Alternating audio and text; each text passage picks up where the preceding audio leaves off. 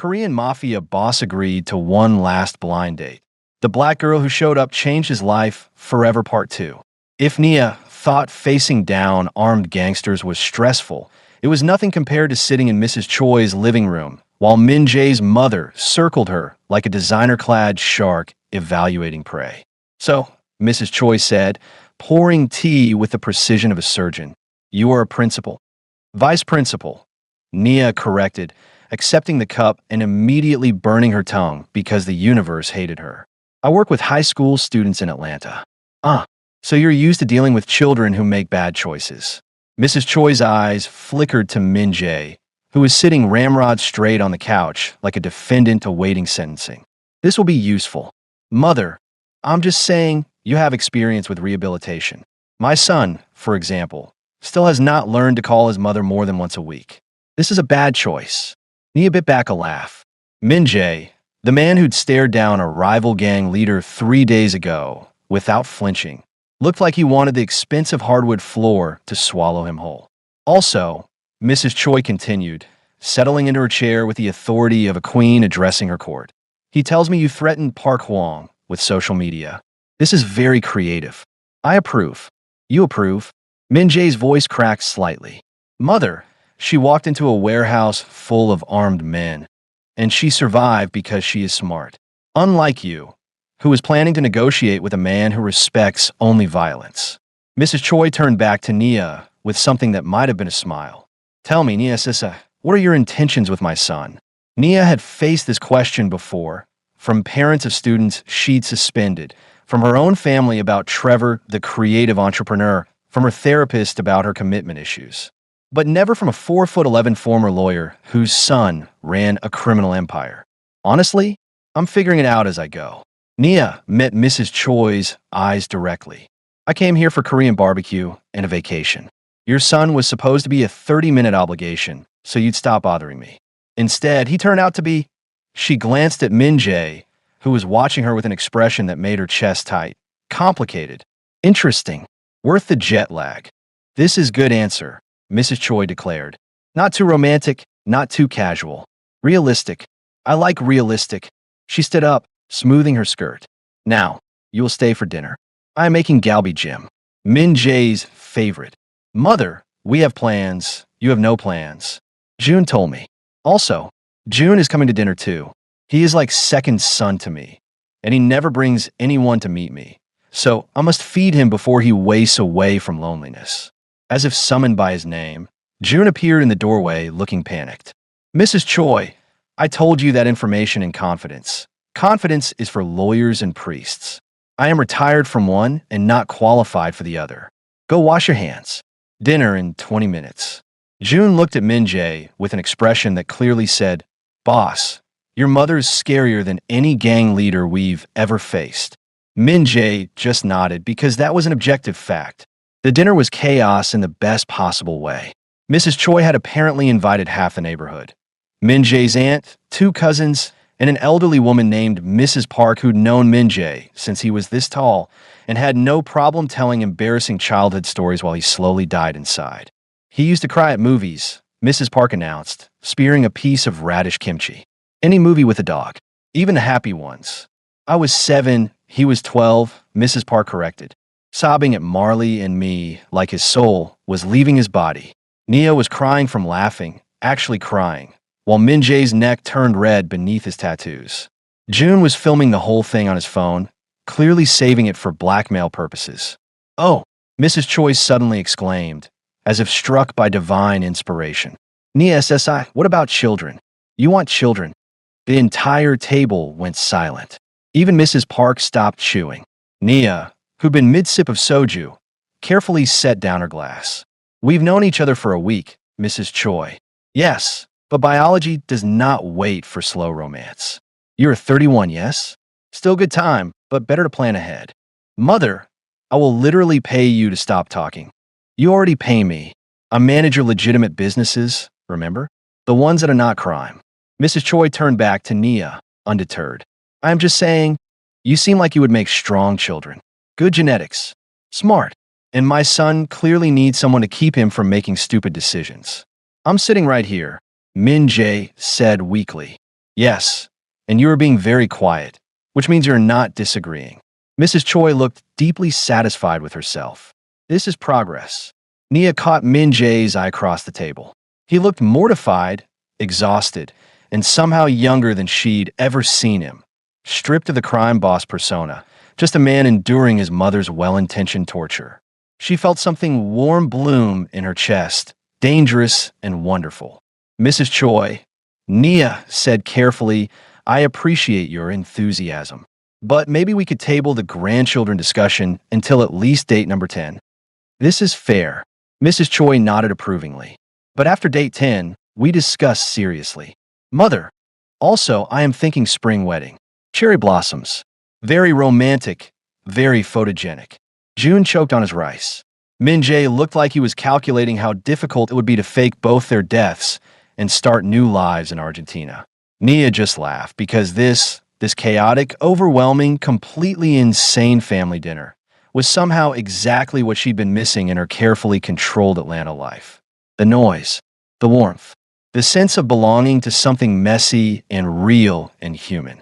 Later, after dinner, after Mrs. Choi had packed them enough leftovers to feed a small army, after June had been sent home with his own container and a lecture about eating more vegetables, Min Jae walked Nia to his car.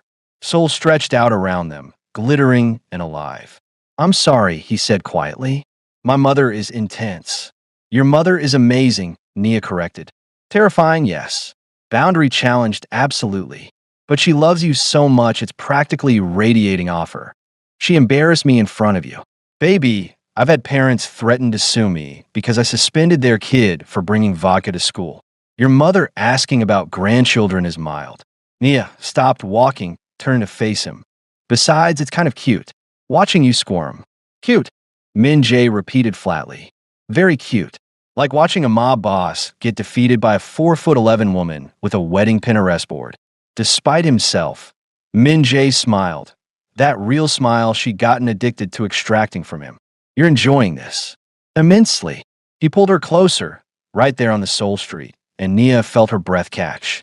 His hands settled on her waist, warm through her jacket, and when he looked at her, his eyes held something that looked dangerously close to forever. So, he said softly, date 10. That's when we discuss children. That's when your mother stops pretending to be subtle about discussing children. She's never been subtle a day in her life.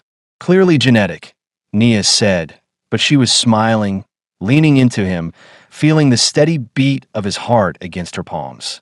Min Jae kissed her then, slow, careful, like he was afraid she might disappear if he held on too tight. It was nothing like the quick, stolen kisses they'd shared over the past week. This was a promise, a question, a leap off a cliff they were both taking together. When it finally pulled apart, Nia was dizzy and Min Jae looked dazed, like he'd just survived something. So, she whispered, your place or mine? Mine is closer. Then drive fast, crime boss, before your mother calls with more questions. As they drove through Seoul, Nia thought about the chain of events that had led here. A breakup, a random matchmaking app, a mother's determination, and her own reckless decision to get on that plane. Sometimes the best things in life were the ones you didn't plan for. Sometimes love showed up wearing a burgundy suit and neck tattoos, surrounded by danger, and all you could do was hold on and enjoy the ride. You won't believe what happens next. Make sure to follow for the next chapter and let me know where you're watching from. I love seeing you all join the drama. Nia woke up to 3 things. Sunshine streaming through floor-to-ceiling windows, the smell of coffee, and a deeply uncomfortable realization that she'd slept with a Korean crime lord in his penthouse that looked like it had been decorated by someone who thought warmth was a weakness. She sat up, pulling the sheet around herself, and surveyed Min Jae's bedroom.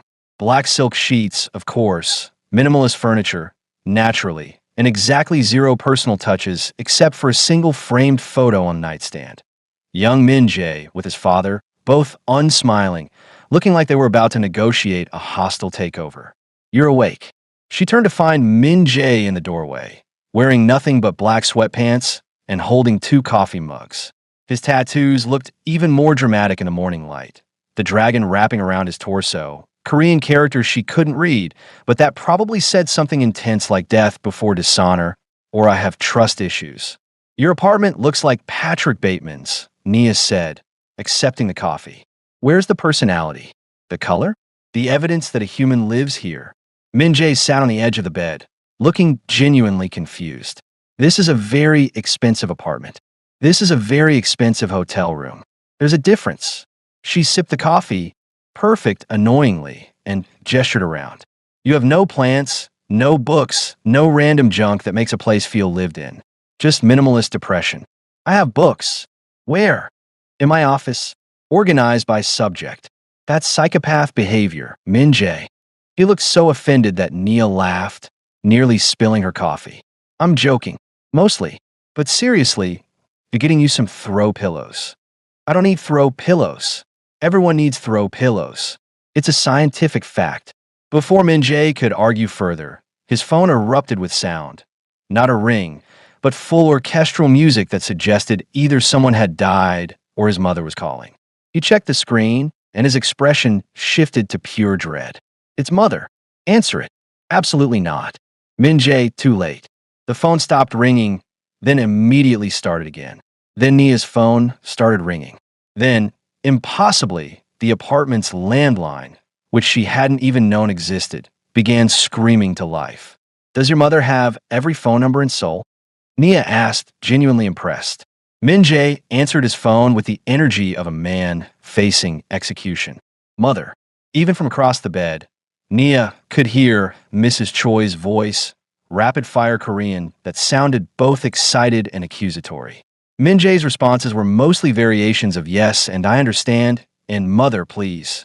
Finally, he hung up, looking like he'd aged 10 years. So, Nia prompted, she knows you're here. How could she possibly? June told her. Why would June? Because June is a traitor and I'm demoting him to parking lot security. Min Jae ran a hand through his hair, which only made him look more devastatingly attractive, which was unfair. She's on her way, with food, and apparently wedding magazines. We are not engaged. Try telling her that. 20 minutes later, barely enough time for Nia to shower and put on one of Min Jae's shirts because her dress from last night was definitely not day after appropriate.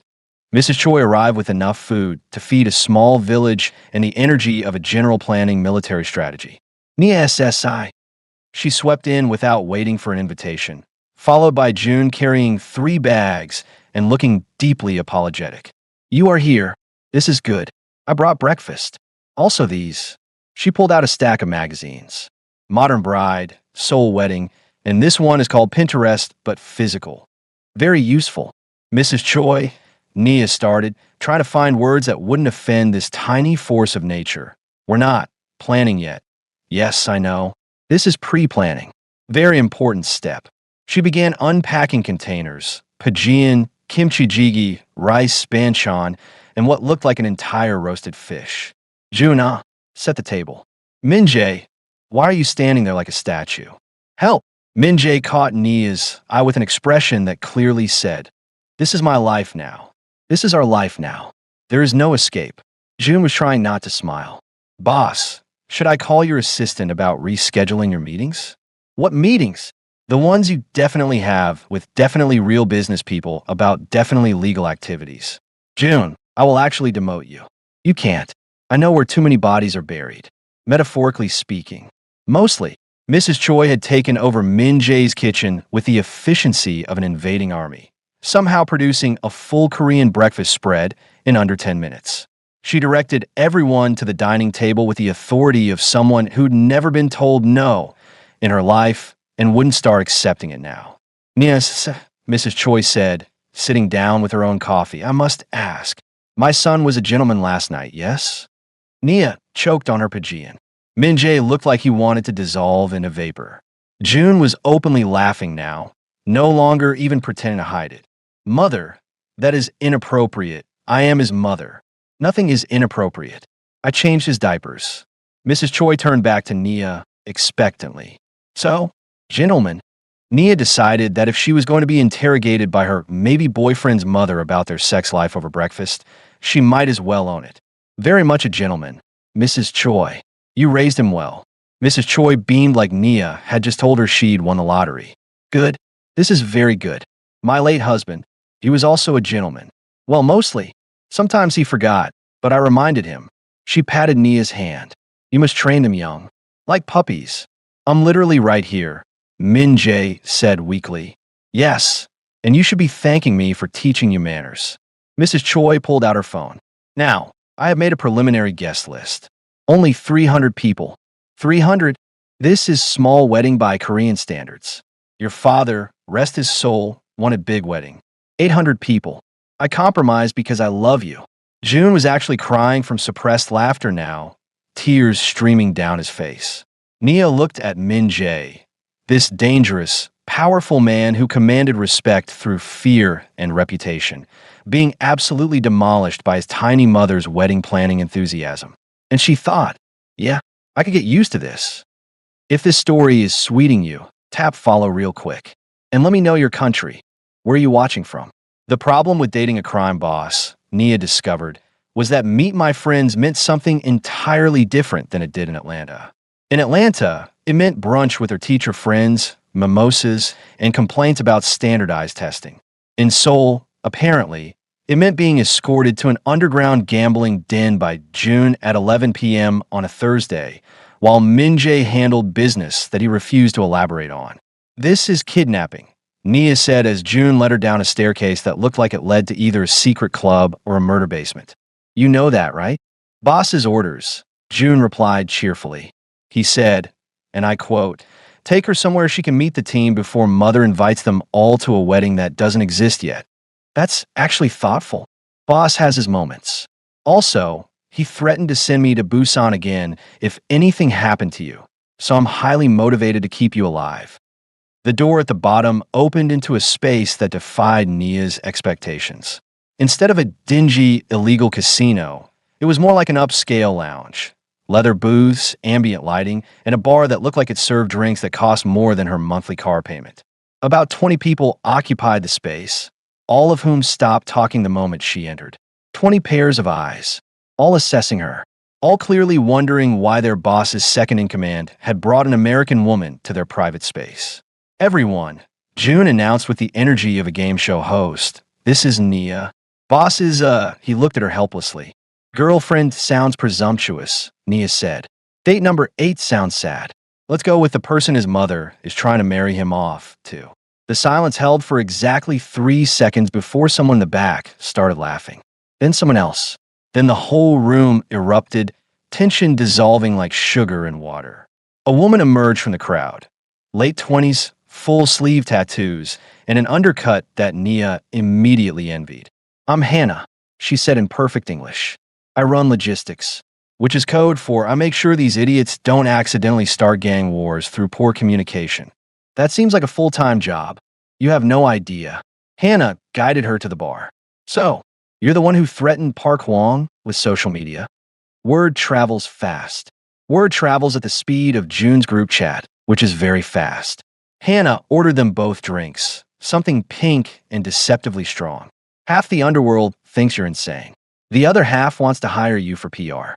An older man approached, 60s, scarred face, kind eyes. I'm Mr. Yang.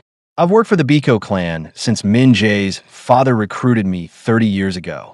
He studied Nia with an expression that reminded her of her own father, protective, assessing, slightly amused. You make the boss smile. I haven't seen that since before his father died. Nia felt something warm bloom in her chest. He makes it difficult sometimes. He makes it difficult always, Mr. Yang corrected. But he's a good man, better than he thinks he is. Over the next hour, Nia met the crew. There was Rookie Kim, who wasn't actually a rookie, but had made one mistake 5 years ago and would apparently never live it down. There was Fingers, whose nickname had a disturbing origin story everyone refused to elaborate on. There was Mrs. Song, a 60-year-old woman who ran their money laundering operation and also brought homemade cookies to meetings. You remind me of my daughter, Mrs. Song said, offering Nia a cookie that was absolutely delicious and definitely shouldn't exist in a criminal organization. Strong backbone. Smart mouth. Good for Min Jae. He needs someone who doesn't take his brooding seriously. Does everyone in Seoul know about his brooding? Everyone in Seoul, parts of Busan, and at least 3 Yakuza families in Tokyo, Hannah confirmed. It's kind of his brand. The door burst open and Min Jae strode in, looking dangerous and annoyed in equal measure. His eyes scanned the room, landed on Nia at the bar surrounded by his crew, and something in his expression softened. You brought her here? He asked June. You told me to. I said introduce her to the team, not bring her to the gambling den. This is where the team is. June looked genuinely confused. Where else would they be? Church. Min Jae pinched the bridge of his nose, a gesture Nia was learning meant he was reconsidering all his life choices. Then he walked over, positioning himself slightly in front of her in a protective stance that was probably instinctive. Everyone behaving? He asked the room at large. Boss, we're delightful, Hannah said.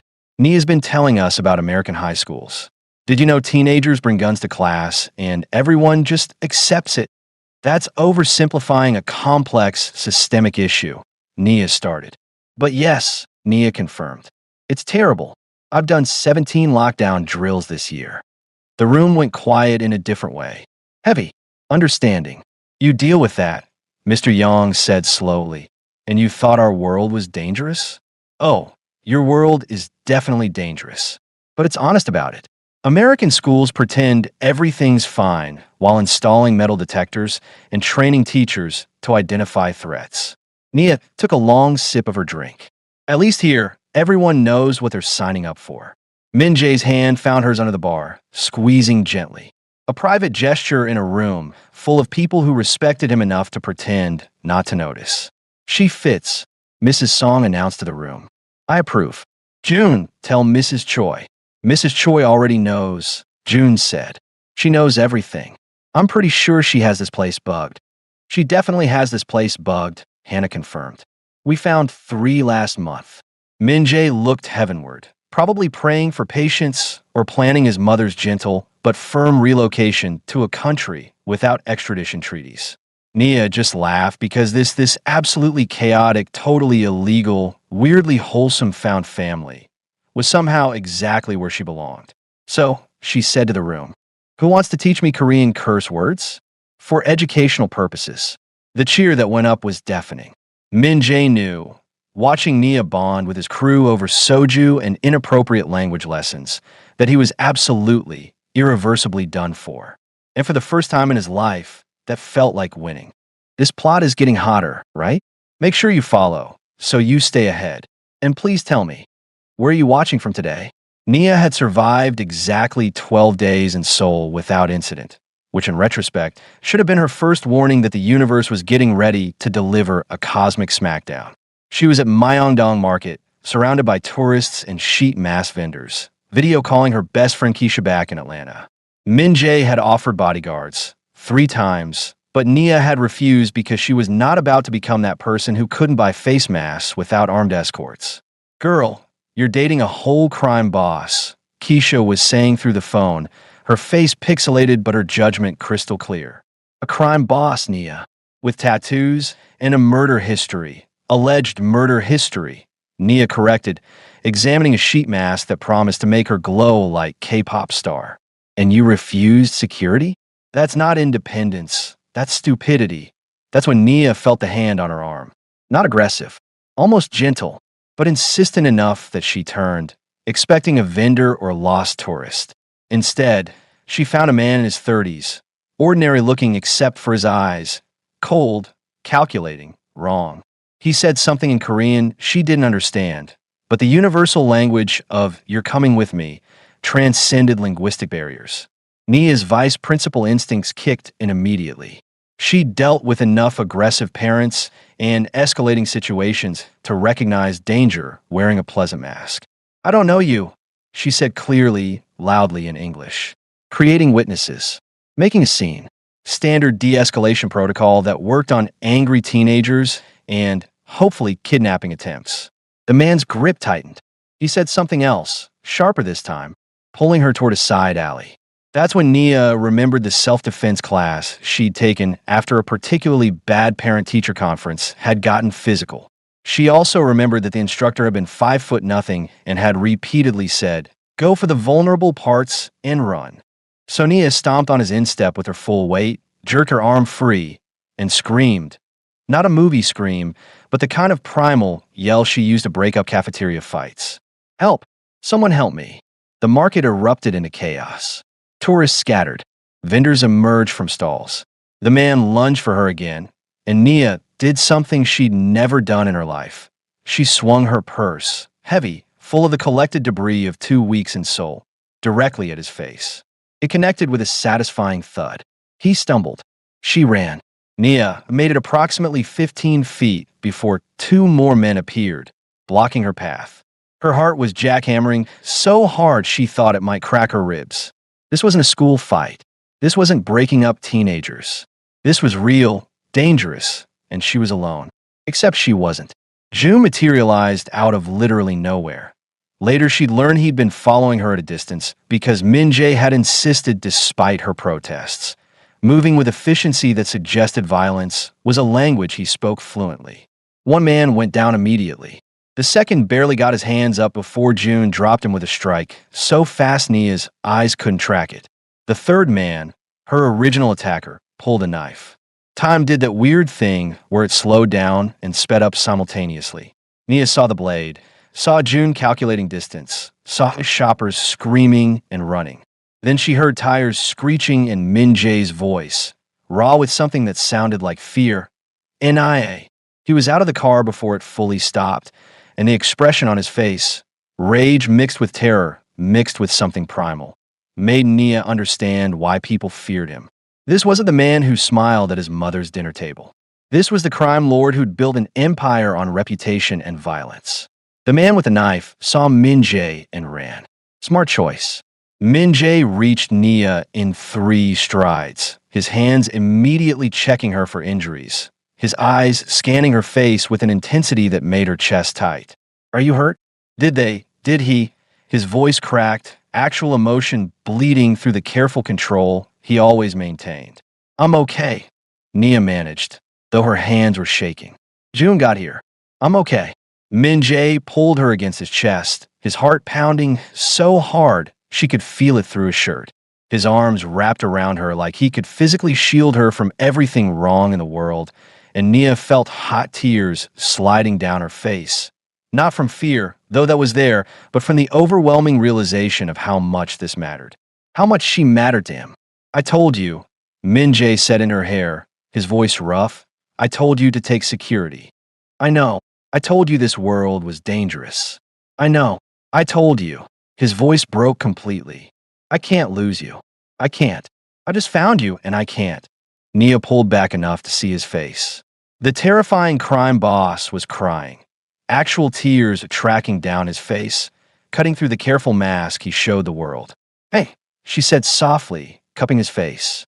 I'm here. I'm okay. June saved me. Your weird surveillance state paranoia saved me.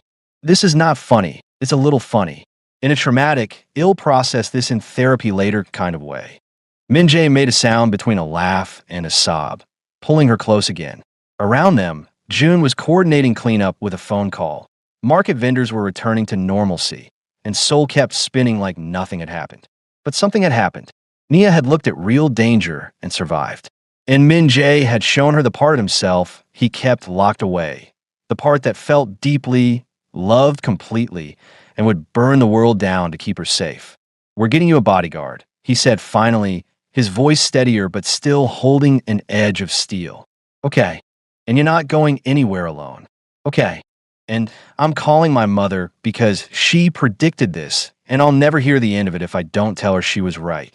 That made Nia laugh. Real laughter that shook loose some of the fear still clinging to her bones. Your mother is going to be insufferable about this. My mother is always insufferable. It's her natural state. Min Jae pulled back, studying her face like he was memorizing it. I love you. The words hung in the air between them, unexpected and perfect and terrifying. You're telling me this now? After I almost got kidnapped? That's your timing. I'm telling you this now because I almost lost you and I realized I've loved you since you walked into that restaurant and insulted my Thai. His thumb traced her cheekbone, gentle despite the violence still humming through him. I love you, Nia Thompson. Your chaos and your courage and your complete inability to follow reasonable security protocols. Nia felt more tears coming, But these were different. Better. I love you too, she whispered. Even though you're dramatic and overprotective and your apartment needs throw pillows. Min Jae kissed her then, right there in Myeongdong Market, in front of June and confused tourists and at least 3 security cameras that his crew would definitely use for blackmail later. And Nia kissed him back, tasting salt and relief and the promise of something real. Min Jae had orchestrated 3 major territory acquisitions, neutralized 2 rival gangs, and once negotiated a weapons deal in 4 languages simultaneously. But planning a marriage proposal was somehow more terrifying than all of those combined. You're overthinking this, June said, watching his boss pace the penthouse like a caged tiger. Just take her somewhere nice, get on one knee, say the words. It needs to be perfect. Boss, she threatened a gang leader with TikTok. She doesn't need perfect. She needs authentic. Min Jae stopped pacing. What if she says no? Then you've successfully found the one person in Seoul who isn't afraid of you, which is honestly impressive. June pulled out his phone. Also, Mrs. Choi has called me 6 times today, asking if you've completed the mission. Your mother's words, not mine. My mother knows. Your mother orchestrated this. Where do you think I got the ring? Min Jae looked at the velvet box on his coffee table. A family heirloom his mother had apparently been hiding for this exact moment. His grandmother's ring, platinum with a single diamond, elegant and understated. Nothing like the flashy jewelry some of his associates wore, but somehow exactly right for Nia. She's going to think I'm rushing this, Min Jae said. We've only been together 2 weeks, 3 weeks tomorrow, and you've spent every day together. That's like 3 months in normal relationship time. June stood up, straightening his jacket. Look, you survived your father's death, gang wars, and Park Hwang. You can survive asking a woman who loves you to marry you. How do you know she loves me? Boss. She walked into a warehouse full of armed men for you. She learned Korean curse words from our crew.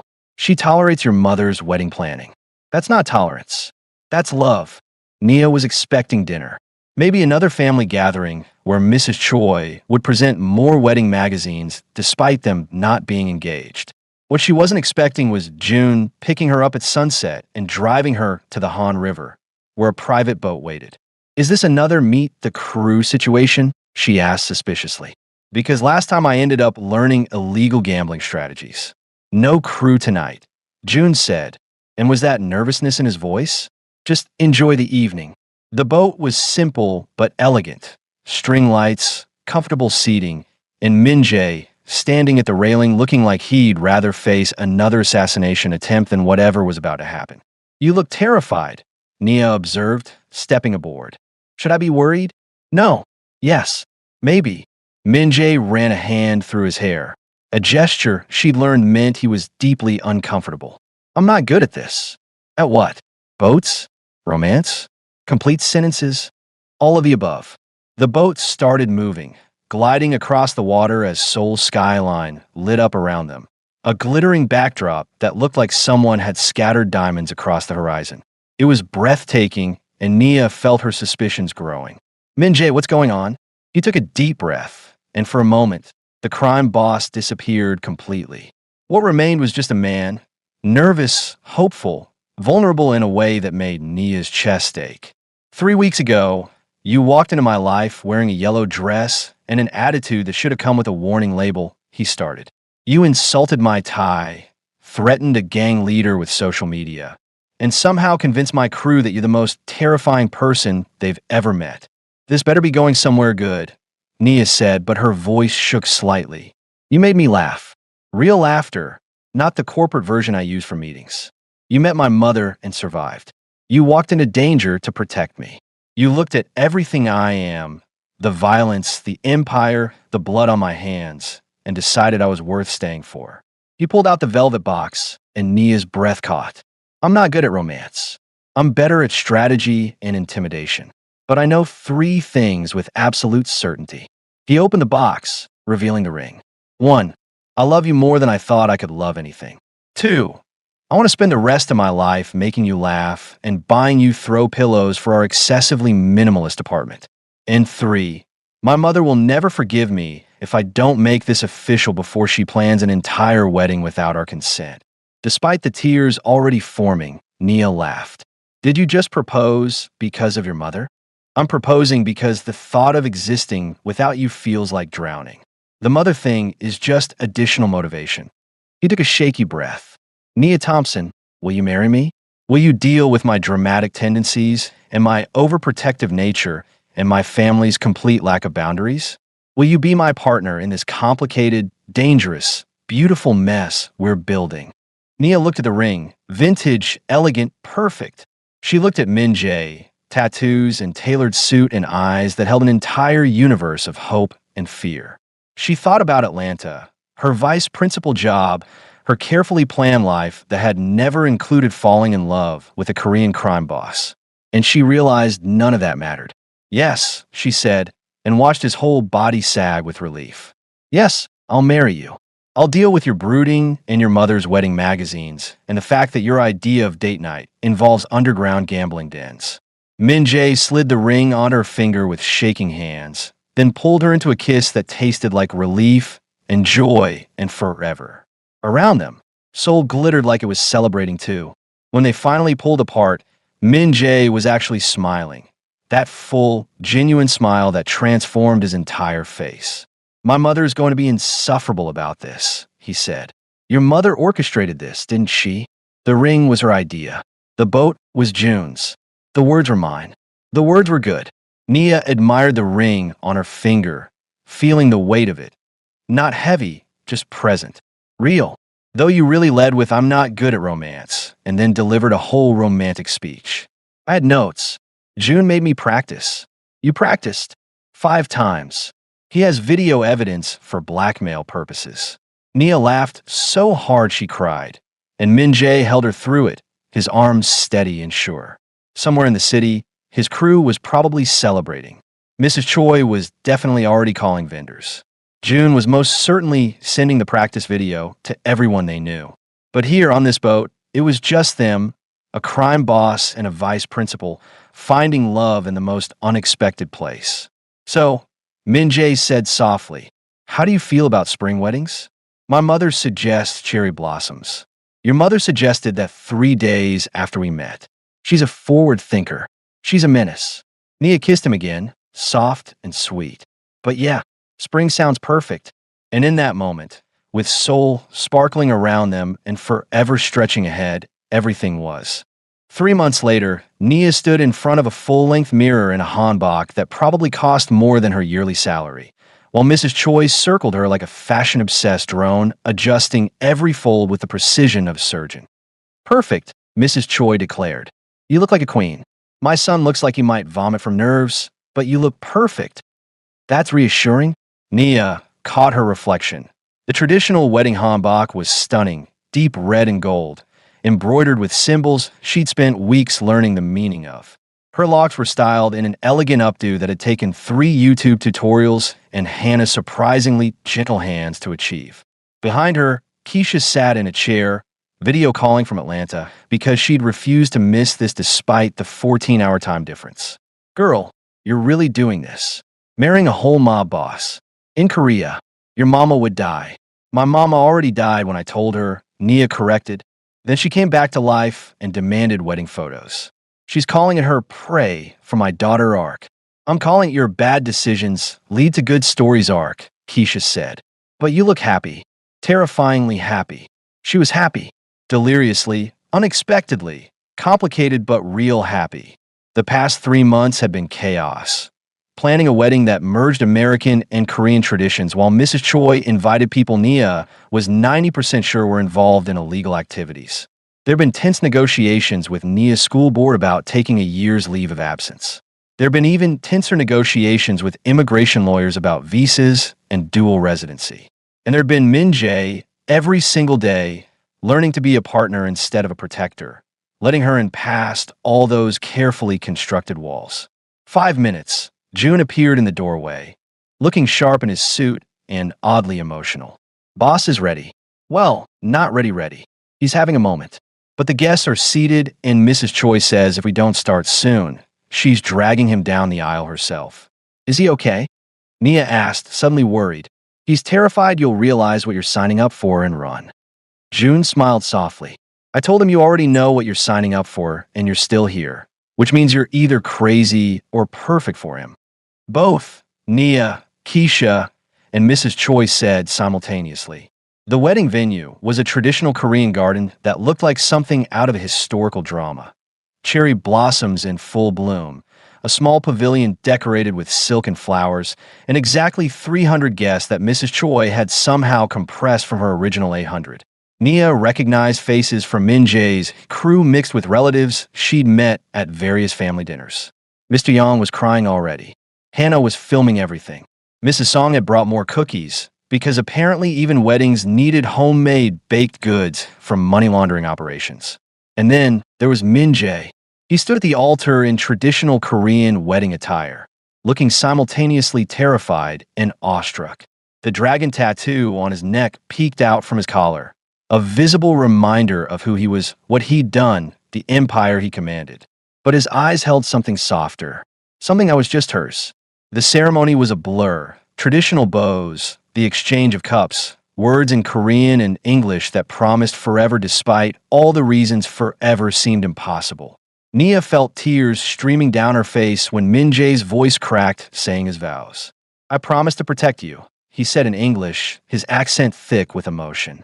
To love you, to let you buy as many throw pillows as you want for our apartment, to try very hard not to overthink everything, and to remind you every day that choosing me was not a mistake, even though statistically, marrying a crime lord seems like a questionable life choice.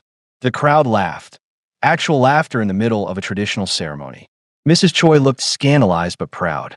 I promise, Nia replied, her voice steady despite the tears, to call you out when you're being dramatic, to tolerate your mother's wedding magazine addiction that apparently doesn't end at the actual wedding, to love you through the complicated, dangerous, beautiful mess we're building, and to remind you that you're more than your empire. You're the man who cried at my proposal answer and practices romantic speeches with his second in command. June wiped his eyes. Several crew members were actively sobbing. When they finally kissed, the garden erupted in cheers that probably violated several noise ordinances. Min Jae held her like she was the most precious thing in his dangerous world, and Nia kissed him back like he was her home. Complicated, unexpected, perfect. The reception was controlled chaos. Mrs. Choi had orchestrated everything with military precision. Food stations featuring both Korean and Southern American cuisine, bulgogi, and fried chicken existed on the same table, which Nia considered a diplomatic victory. A DJ who somehow blended K-pop with Atlanta hip-hop, and an open bar that was definitely going to result in questionable decisions. Speech. Speech. The crowd chanted. Min Jae stood reluctantly, pulling Nia up with him. He looked at the gathering. His crew, his family, the empire he'd inherited, and the woman who'd somehow decided all of it was worth staying for. I'm not good at speeches, he started, and the crowd laughed because they'd all heard this before. But I've learned that sometimes the best things in life are the ones you don't plan for. 3 months ago, I sat in a restaurant expecting another disappointing blind date. Instead, I met a woman who insulted my Thai, threatened to gang lord with social media, and somehow convinced my mother she was suitable daughter-in-law material. I am very convincing, Mrs. Choi yelled from her table. She is very convincing, Min Jae agreed. Nia, you walked into my life like a natural disaster. Beautiful, unstoppable, leaving chaos and color in your wake. You made me laugh. You made me feel. You made me believe I could be more than what my father built me to be. His voice cracked. So thank you. For choosing me, for staying, for being brave enough to love someone who comes with significantly more baggage than the average person. And tattoos, June added helpfully. Don't forget the tattoos. And tattoos, Min Jae agreed. To my wife, the strongest, smartest, most terrifying person I've ever met. I love you. The crowd erupted. Nia pulled him down for a kiss that tasted like forever and soju. Later, much later, after the dancing and the toasts and Mrs. Choi's 17-minute speech about how she'd orchestrated everything she had, Min Jae and Nia stood on a balcony overlooking Seoul. So, Nia said, leaning against him, we really did this. Got married. You're stuck with me now. Best decision I've ever made. Min Jae's arms wrapped around her waist. Second best was listening to my mother about that 20th blind date. Don't tell her that. She'll never let us forget it.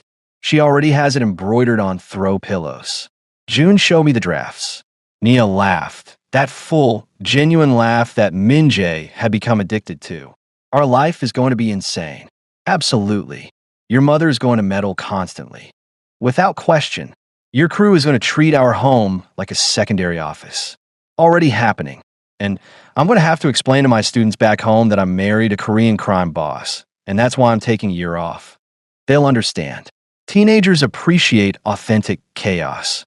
Nia turned in his arms, looking up at this man, her husband, who'd somehow become her entire world in 3 months. I love you, Minjae. Even though you're dramatic and overprotective and your apartment needed serious interior design intervention. Our apartment, he corrected, and I love you. Even though you're stubborn and reckless and have absolutely no respect for appropriate security measures. They kissed as Seoul glittered around them, a city of light and shadow, danger and beauty, exactly like the life they were building together. Somewhere below, June was probably already planning their security detail for the honeymoon. Mrs. Choi was definitely calling vendors about future grandchildren. The empire continued spinning, deals were made, territories were managed, and life went on. But here, on this balcony, it was just them, a crime lord and a vice principal. A blind date that changed everything. A love story that shouldn't have worked, but did anyway, because sometimes the best things in life are the ones you never see coming. Ready for forever? Minjae asked softly. Nia smiled, bright, fearless, beautiful. Baby, I flew 13 hours for one blind date. Forever is nothing. And they kissed again, sealing a promise made in chaos, bound by love, and witnessed by a city that held all their tomorrows. If you believe love shows up in the most unexpected places, even in underground gambling dens and terrible blind dates, hit that subscribe button. Only lonely trolls who've given up on finding their person won't. Comment, love wins, if you're not siding with Park Hwang and his bitter, romance-hating energy. And let me know, would you have said yes to that boat proposal, or would the crime lord thing be a deal breaker? Drop your thoughts below, because sometimes the craziest love stories are the realest ones. The end.